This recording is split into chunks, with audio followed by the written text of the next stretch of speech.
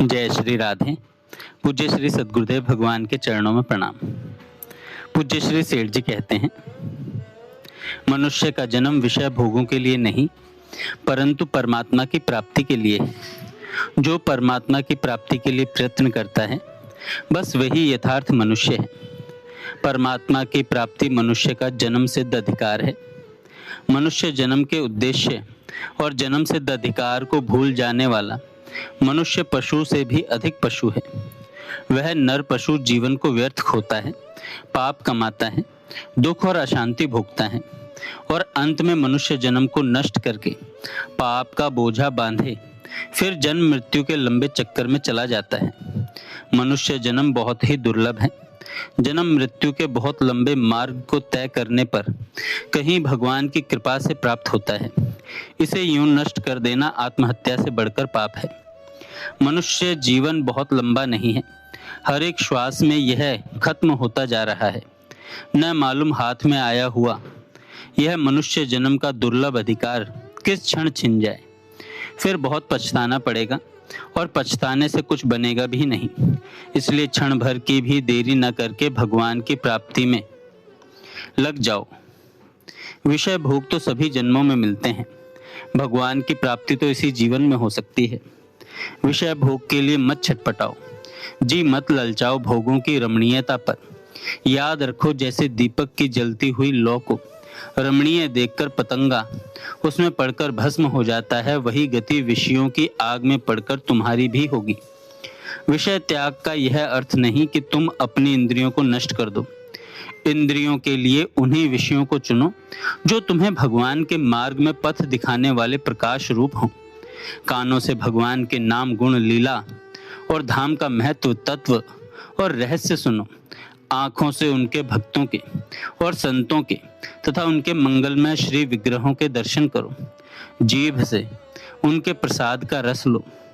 उनके पवित्र नाम गुणों का कीर्तन करो। त्वचा से सर्वत्र उनके मधुर स्पर्श का अनुभव करो और नासिका से उनके मधुर अंग गंध को सूंघो।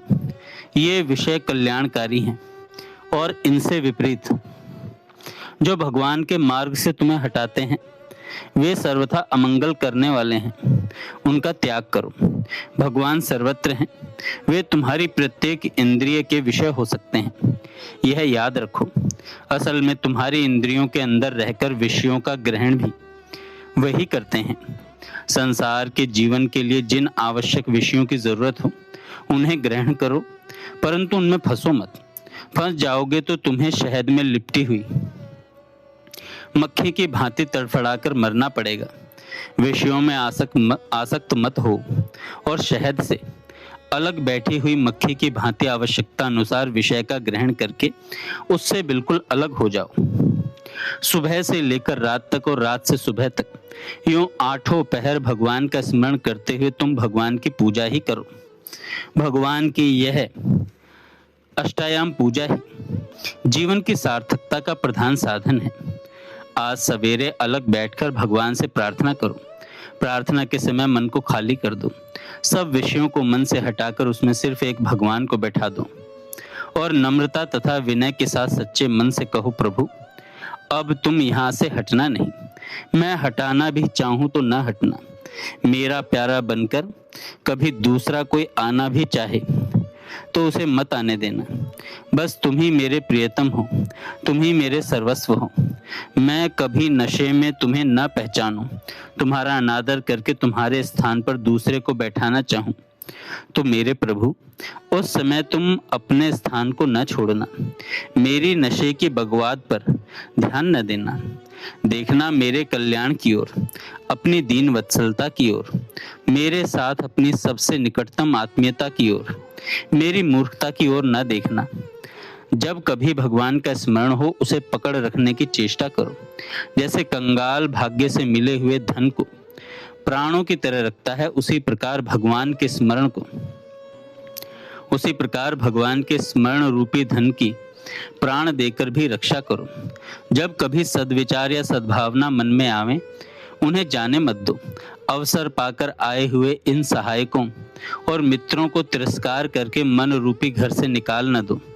याद रखो, इनकी उपस्थिति में काम, क्रोध, लोभ, भय, ईर्ष्या आदि शत्रु तुम्हें नहीं सता सकेंगे। भगवान में अखंड विश्वास करो, उनको सबसे अधिक सुंदर, सबसे अधिक मधुर, सबसे बड़े ईश्वर, सबसे बड़े ज्ञानी, सबसे बड़े योगी, सबसे निकटतम बंधु, सबसे बढ़कर प्यारे और सबसे अधिक अपना समझो। भगवान की कृपा का सेवन करो, भगवान के अनुकूल आचरण करो, भगवान के नाम गुणों का चिंतन करो, भगवान के विधान में आनंद मानो, भगवान के चरणों पर अपने को न्यौछावर कर दो और भगवान की चरण धूलि की आवश्यकता में अपनी सारी आवश्यकताओं को मिटा दो। भगवान तुम्हें अवश्य मिलेंगे, भगवान तुमसे मिलना चाहते हैं। यह विश्वास ही तुम्हें भगवान की ओर ले जाएगा।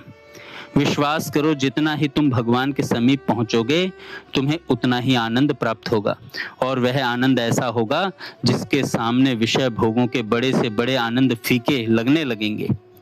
जय श्री राधे।